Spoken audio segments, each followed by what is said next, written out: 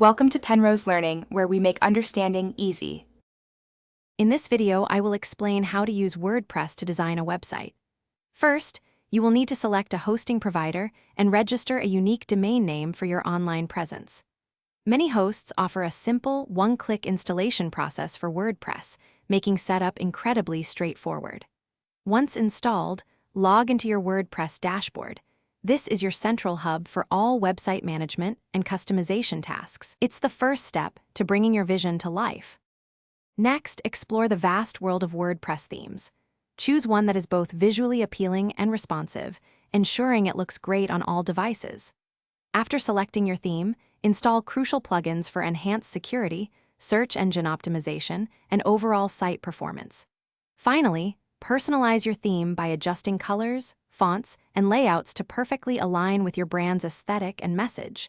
This step truly makes your site unique. Now it's time to populate your website with compelling content. Begin by creating essential pages like About Us, Services, or Contact to provide key information to your visitors. Then, start writing engaging blog posts to share valuable insights, news, or stories, which helps attract and retain your audience. Remember to organize all your content effectively using categories and tags for easy navigation and improved user experience. This structure is vital. Before launching, conduct a thorough review of your entire website. Check every page and post for accuracy, ensure all links are working correctly, and verify mobile responsiveness across various devices. Crucially, set up a reliable backup solution to protect your valuable website data from any unforeseen issues.